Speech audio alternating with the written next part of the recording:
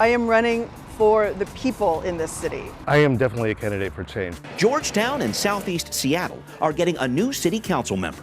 What are the top issues facing District 2? What are we doing to prevent people from becoming homeless in the first place? Both candidates weigh in. This campaign for me is about making sure that working families have a voice. I'm Tammy Morales. Tammy Morales Good to meet you as well. and Mark Solomon in the race to represent District 2. Next on City Inside Out.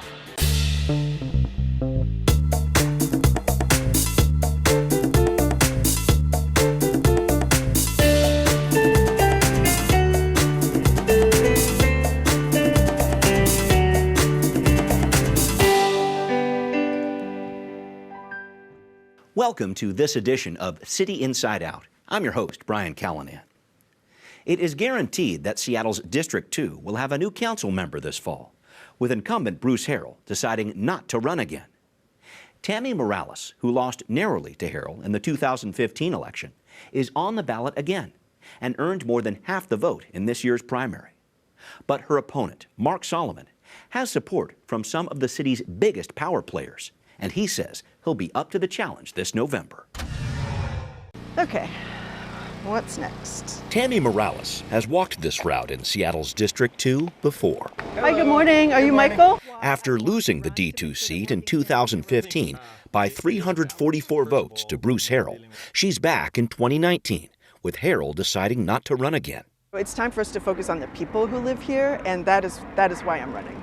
In a field of 7 candidates, she won more than 50% of the vote in the August primary, the highest total for any non-incumbent candidate citywide. I think people respect the work that I've been doing and are supportive for that reason. A mom with 3 kids in Seattle public schools, Morales is a community organizer for the Rainier Beach Action Coalition and also serves on the Seattle Human Rights Commission. I am running for the people in this city, for low-income folks, for communities of color, and I don't think that the way the city has been managed for a long time has prioritized those voices. Morales, who's lived in Seattle for the past 20 years, is endorsed by the King County Democrats, the Seattle Education Association, and the Stranger newspaper. I'm supporting you. Oh, well, thank you very much. As of mid-September, she's raised more than $168,000 for her campaign, with over 74% of that coming from Seattle's publicly funded Democracy Voucher program.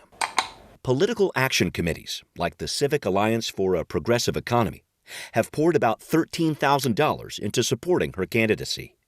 But PACs like the Seattle Chambers Group, CASE, have about $152,000 supporting her opponent in District 2, Mark Solomon. I feel I'm definitely a candidate for advocacy, and some people like that change and some people don't. Morales, a former legislative director in Texas and city budget analyst in New York, says D2 is a diverse and under-resourced part of the city that needs her help to deal with issues like homelessness, affordability, and small business development. That's what our platform is about, repairing the harm done to Black and brown communities, democratizing access to power and resources. What kind of city are we going to be in 50 years, 100 years? And are our children and our children's children going to be able to stay here? Okay. Mark Solomon was born and raised on Beacon Hill, and now wants to be a leader in District 2. The reason I'm running is because I truly care about this community and its people. The Seattle University grad and retired Air Force Lieutenant Colonel has worked as a crime prevention coordinator with the Seattle Police Department since 1990, part of what Solomon sees as his dedication to the city where he grew up. That's why I've been working in crime prevention for almost 30 years, focused on keeping people safe. That's why I'm involved in community, because I believe in giving back. In the 7-candidate primary, Solomon earned just over 23% of the vote, less than half of Morales' vote total. But he's hoping his platform, to be responsive, accessible, and accountable to District 2, will help him win in November. I'm not fighting for the sake of fighting. I'm fighting to make things better. Solomon, who also ran a private security consulting group for 14 years, is endorsed by the Seattle Firefighters Union, Local 27, current and former Seattle mayors Jenny Durkin, Norm Rice, and Charlie Royer, and the Seattle Times.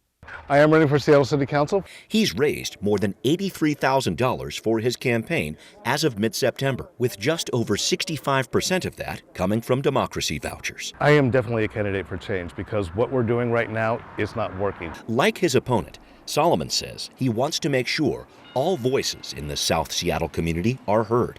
And he says homelessness, housing affordability, and displacement are the top priorities he's working on. And I'm glad that you already know me. Solomon says his deep roots in this area, his knowledge of the city government after 3 decades with the SPD, and his ability to collaborate with others make him the best candidate. There are so many issues that are facing us and we're talking about them, but I want to be focused on finding solutions to those problems, and that's what I want to bring to City Hall. So, will it be a crime prevention specialist or a community organizer who takes the District 2 position on City Council? D2 voters will make the call this November. I'm the candidate in this race who is ready to hit the ground running. I am focused on making things better for our city. And here we are with the candidates for District 2. We have with us Tammy Morales and Mark Solomon. Thank you very much for being here. We had a coin flip before the show. Tammy, you'll be speaking first here. Why are you running to represent District 2? Sure. Well, thank you for having us. Yeah. I'm running to build power for the people of District 2, for our low-income communities, for communities of color. And, you know, I think very often the folks in our district have ideas about what might work to solve their challenges, but they feel like they're not listened to when they come to City Hall. So I want to make sure that the people of District 2 are represented, that the ways that our city operates serve their needs instead of serving just kind of wealthy special interests in the city, and that we have an economy that everyone gets to share in the prosperity of the city. Thanks very much. Mark, same question to you. Why are you running? I'm ready to get things done for the people of District 2. And the reason is very simple. This is my home. I was born and raised here. I care deeply about the people in this community. And when I hear the frustrations that they have about not being heard, about the city council not taking care of the essentials that need to be done for the people in our district, I want to do something to change that. I want to make sure that all of our voices are heard, their needs are addressed, and they are included in the decisions that impact them. Thank you very much for that. I wanted to talk about one issue off the top here. I've heard both of you talk a little bit about preventing displacement of people of color in District 2, the most diverse district in the city. This is already happening, as you know. Right. A recent Seattle Times story showed that white people have recently become the largest ethnic group in South Seattle. Mark, if I could start with you here, what specific plans do you have to prevent displacement? One of the things that I'm looking at to prevent displacement is to look at those mechanisms that can help people stay in their homes. And one of those is through the county's program above senior tax exemptions. Okay. And I know that the ceiling is going to be lifted to allow for a higher income level to allow people to take advantage of that program. Okay. So I want to make sure that people are aware of that and can take advantage of that. Okay. The other things I'm looking at with regard to displacement is, can we find a way for our homeowners to actually access capital, to make improvements in their homes, to actually be able to build ADUs on their properties, so that they can generate income to be able to stay. The accessory dwelling units, that's a big issue here. Tammy, your thoughts, plans you have to prevent displacement? Sure. Well, you're right. We know that lots of folks are getting pushed out of the city. And while homeowners are a big part of that, we know that most of the people getting pushed out are renters. And so it's really important that we preserve the existing affordability. I believe we need to stop permitting the destruction of smaller, maybe older units, older buildings, but that are more affordable to allow people to stay. And then if something is getting raised, allow people the first right to return to those properties. Yeah. But the reality is that we need to make sure that that future projects are required to include affordable units in them. So right now with MHA, developers have the option of building units or chipping in. I think we need to make sure that projects throughout the city are required to include some percentage of affordable units in them. There's another piece too. I'll follow up briefly on this. The council recently passed this community preference ordinance. It was earlier on this summer, encouraging but not requiring these nonprofit developers to help lower income people of color either stay in place or come back to the neighborhood.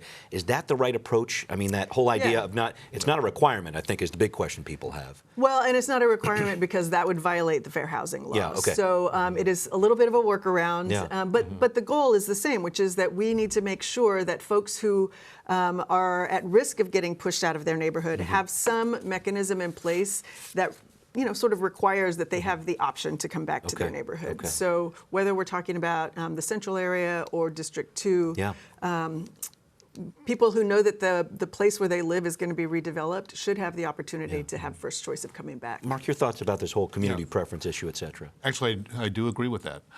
We do need to look at that. That's something that's been done at Hirabayashi Place in the Chinatown International District. And we could even go so bold as to say, again, with respect to the Fair Housing Act, okay, how about a 50% mandatory, Community Preference Act? Yeah. We could look at that. Regarding MHA, we could look at saying 25% of your units, not just 5 to 8%, 25% need to be affordable for the folks who you're displaced. We need to ensure, as has been mentioned, that those who are at risk of displacement have the ability and the opportunity to stay within their community. Got it. Thank you very much for that. I'm going to try to talk about another issue that I know all the different candidates are dealing with, our homeless crisis. I know you get asked about this all the time. Mark, I'll start with you here. Specific example in District 2, a recent public meeting about the tiny house village in Georgetown there. The city says it could shut down in early 2020 or maybe get a little more leeway if a faith organization was involved. I want to ask you a couple things. What do you propose for that site? And larger question, should the city allow these locations to stay in place more than 2 years? And if so, should the neighborhood have some input? What do you think about this? Okay, so the first part of your question, what do I think about the tiny villages? Yeah. I have actually been to the Georgetown tiny villages. I've been to the Othello village, and I see that they are integrated into the community, and they work. So when I see that there is success from, for the people who are there to exit, that tiny village status into permanent housing, there is some success there, and I want to see that kind of success continue. Them partnering with faith organizations to really address the issue of homelessness, throughout our region, we need to partner with as many entities as we can, and that includes our faith community. That includes our employers, and it includes, the state government as well as our county government. It's a regional problem. It needs a regional approach. So the next part of your question being... let me throw in another question on top of the question, if I might. The council recently, Councilmember Sawant has been talking about this idea of even having these tiny house villages, having more of them, up to 40 is what she's talking about, and having them stay indefinitely. It's that indefinitely part that I think maybe some people in the community are saying, well, I don't know about that. Your thoughts about that? I am not in support of that. What I'm in support of is moving people into permanent supportive housing, providing them with the case management necessary to change their circumstance. Now, prior to getting into permanent supportive housing, let's get them someplace safe. And let's provide them with wraparound services so they can help change their circumstance, whether it's mental health treatment, whether it's addiction, or whether it's just help getting an ID or preparing for a job interview. Those wraparound services that can help a person change their circumstance is where I think we need to do more investment, in addition to having more shelter capacity, more low barrier shelter capacity.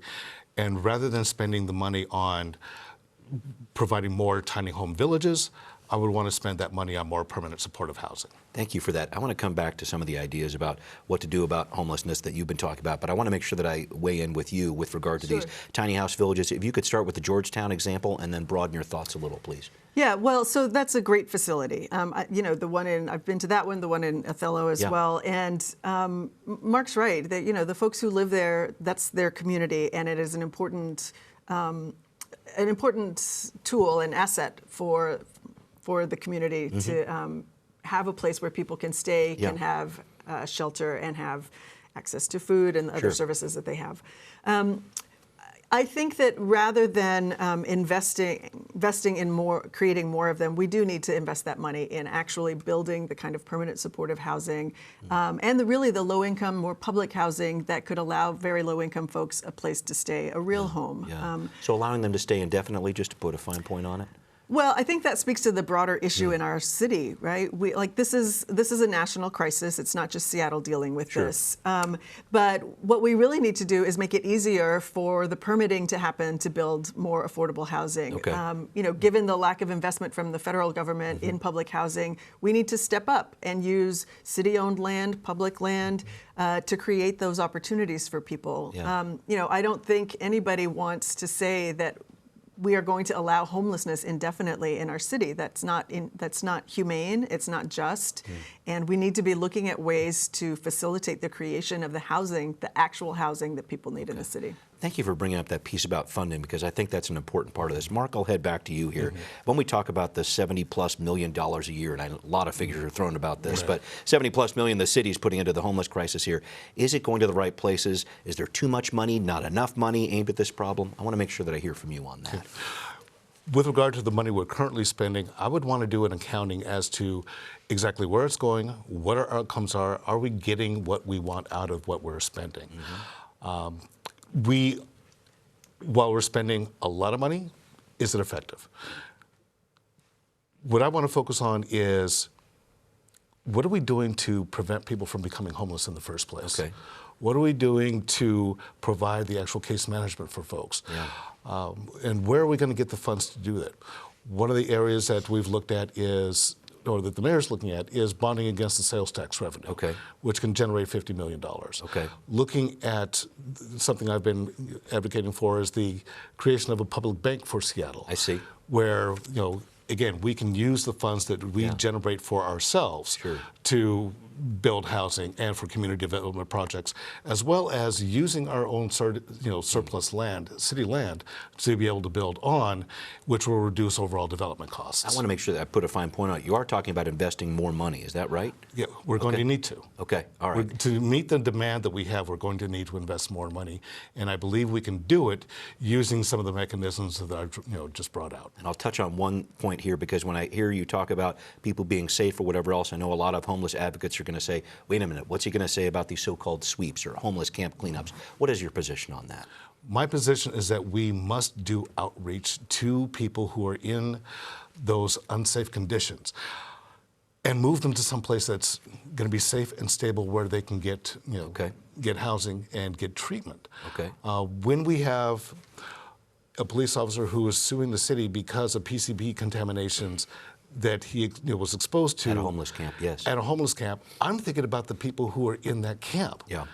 And it's not safe to leave them there. It's not humane. We need to move them need to be able to move people into places that are safe, stable, where they can get services. We need to increase those services as much as possible. And again, it's just not humane to leave them where they are. Thank you for that. Tammy, can you touch on both these pieces, the so-called sweeps, and with regard to funding for homelessness? Thoughts about that? Sure. Well, so first of all, as a former Seattle Human Rights Commissioner, we've been very vocal in saying that we believe the sweeps are inhumane. We know that people will get moved from one side of the street to the other, and they're back a few hours later. So they're just not effective. They're also not good use of city resources if we're paying for police time, for resources to move folks, and then they're just coming back. So I think instead we should be investing in the kind of housing that we need to create. The problem with the navigation teams is that we don't have any place to navigate people to, right? We don't have enough shelter beds. We don't have enough actual housing units. And so we need to be investing in the creation of the housing, and programs like DESC or Plymouth Housing that have these facilities in place that have the services that are needed are exactly the kind of thing we need to be doing more of. I think the numbers I saw were we need about $214 million a year for 5 years just to serve the homeless, the chronically homeless. So, and where do these dollars come from? Do you have some thoughts about that? I have a lot of thoughts about that. All right. Yeah. So, we have to talk about progressive revenue in this city. We had a unanimous vote last year, 2 years ago. And because of the influence of corporations in this city, who Talking about the head tax here. who dropped $500,000 in a campaign that was full of misinformation, that was repealed. So I would like to have that conversation again. I think we're going to have to. We can't keep funding the infrastructure and the housing needs that we have in this city on the backs of working folks through increased levies and increased sales tax. Okay. We have to have that conversation so that we can find a more progressive way of taking care of the most vulnerable people in our city. I'm hearing support for a head tax, Mark. I want to make sure that I weigh in with you on those thoughts. I did not support the head tax. Okay. And primarily because of accountability issues. And when we as city government are dictating to business, you will do this, without really having a conversation of, here's the problem in front of us. What can we do working together to address this? Again, that collaboration and partnership, I think, is a much better approach. Okay. I agree that we need a more progressive tax system, because property taxes and sales taxes hit those on the lower end of the income ladder harder than anybody else. Okay. So how do we do it if we're not doing a head tax, I guess? Well, the suit that was brought about trying to introduce a high income earners tax opened the door to challenge the state constitution on a income tax. Right. We need to look at that. Yeah. We need to examine an income tax coupled with a reduction in the sales tax and the property tax. Thank you for that. I want to talk about dollars a little bit more, because another question in this race and others is the influence of political action committee money. Mark, you have the support of the Chamber of Commerce's political arm Case, more than $150,000 in support of you running. How has that affected your campaign and the tenor of this race? It really hasn't. Okay. The majority of the funds that I have raised for my campaign have been through democracy vouchers. Right. Okay. The PACs are something separate. These are independent expenditures. They're independent expenditures. But they are in support of your campaign. Yeah, there are those in support of my campaign, but I'm also the candidate that's been endorsed by labor and business. Okay. Labor unions that represent tens of thousands of employees, and business. Two groups that don't normally see eye to eye on everything, but they both come together to support me because they feel that I'm the better candidate to get the job done. Okay. Tammy, your thoughts here? $13,000 of PAC support for you from CAPE, the Civic Alliance for a Progressive Economy. Your thoughts on how PACs are influencing this campaign? Well, the first thing I want to say is that I've actually been endorsed by almost every labor organization in the city, except for the police and the firefighters, and I believe you're the union that you're a part of. So I do have a broad coalition of support, people supporting workers, educators, warehouse workers, domestic workers, hotel workers, because I've been fighting for working families in this city for a long time. Look, we know that over the last 40 years or so, government has become a tool of corporations, of banks, and that has really led to this economy that really serves only the very few at the top. This campaign for me is about making sure that working families have a voice, and really it is about shifting our economy, shifting the way our economy works in this city, so that it isn't just the wealthy few who are being served by this. The fact that corporations are spending so much money in this race, I think, speaks to the fact that they know that I'm going to be a champion for working families, and whether or not there's coordination, and I know that there isn't. That's not really the point. The point is that we have to take back power for the people in this city, and that's not going to happen with a candidate who's tied to the corporate elite in the city. Okay. If you'd like to respond to that, Mark, please. Any thoughts? Tied to the corporate elite. I'm a union guy. I'm a union member. I am a working class person. To think that I am going to do the bidding of corporations because of independent expenditures, I just find that whole line of discussion. This is a national issue. This is not just about this race. I mean, we have a Supreme Court case that people have been fighting. Yes, I know we're talking about citizens. Right? So it's not crazy to say that there is undue influence of corporations in And I'm the bringing city. it up because it's a part of a lot of these And races. the political but please let's let Mark impact. respond, Yeah. please, if you'd like to. No, I'm just saying that, again, I've been endorsed by labor. I've been endorsed by business. there are those who are behind me that feel that I'm the best person to get the job done. Okay. I'm not about trying to advance an ideology. I'm not about trying to assign labels or point fingers. Okay. I'm about getting the job done. Okay. Thank you very much for that. I'm going to switch gears, try to talk about an issue in this district that I haven't brought up yet, that concern that might not be making headlines or I didn't ask about. Mark, can I start with you, please? A brief thought on that. One thing that has not come up a lot is gun violence in our community. Yeah. And while it is an issue that's happening in the 2nd District almost every day, and it doesn't get a whole lot of attention. And every one of those stories, every one of those instances is tragic. We heard about the shooting downtown a couple of days ago. We got a lot of press coverage of what happened up in Lake City, last year. Sure. But when we have incidents every day where our young people, A lot of times, yes. are being shot at and doing the shooting, we need to do more to reduce those incidents from happening. And we can do that by working in partnership, by working with those community-based organizations that are trying to interdict those things, by working to improve relationships between young people and police, and police and community. Relationships,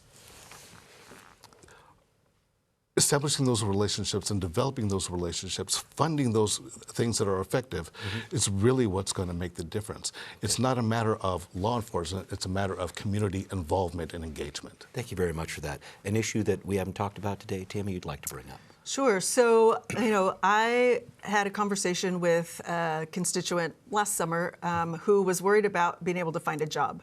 And she had finally found something, but she couldn't find childcare. So one of the things that we really need to do is make sure that we are increasing the availability of affordable childcare in the city, making sure that families have access to quality care, and that we're paying childcare providers what they're worth for the trust that we put in them for watching our young ones. Thank you very much for that. We need to wrap up the show. If you can try to keep it a little shorter here, I'd like to have a closing statement from you, Tammy, about why people should support you for District 2. Sure. Well, throughout this campaign, Mark has been advocating for the work that I'm already doing. Whether we're talking about the income tax, which I worked on, public bank, equitable development in Rainier Beach, returning the investment for the revenue from mandatory housing affordability back to the neighborhoods they came from. These are all policies that I have worked on in collaboration with a lot of community organizations from South Seattle as part of a comprehensive anti-displacement strategy. So while I appreciate the acknowledgement that this work is valuable and important, my hope is that voters choose not the candidate who's just learning about these issues, but the candidate who has been working on them already. All right, fair enough. Mark, you get the last word here. For the past 29 years, I've been working on these issues. I've been working on issues of community safety, of quality of life, of building partnerships and collaborations, of being a bridge between the community and the city.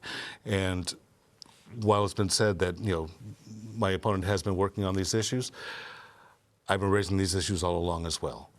So what it comes down to is who the voters feel is going to be the best advocate for them on City Council to work with the council in partnership and collaboration to actually get things done.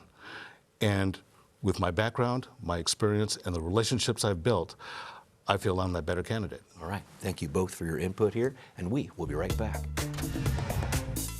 I think cleaning up the city should be priority one. The homeless people need some help, man. It's ugly out here. I commute down here, but certain areas feel a little bit unsafe. Traffic in general. I mean, it's become so overcrowded here. We'd like to know what you think. Send us an email at contact@seattlechannel.org or find us on Facebook, Twitter, and Instagram. Before we close today, it's time for our weekly Cio Poll. What's your chief concern in District 2? Is it homelessness, affordability, public safety, or something else? We want to know what you think. Cast your vote and weigh in with your comments at our website, seattlechannel.org/cityinsideout. While you're there, you can watch our programs online anytime. Coming up next week, our election coverage continues with Council District 3. Incumbent Shama Sawant and challenger Egan Orion are battling to represent Central Seattle for the next 4 years. Watch them debate right here next time on City Inside Out. I hope you join us.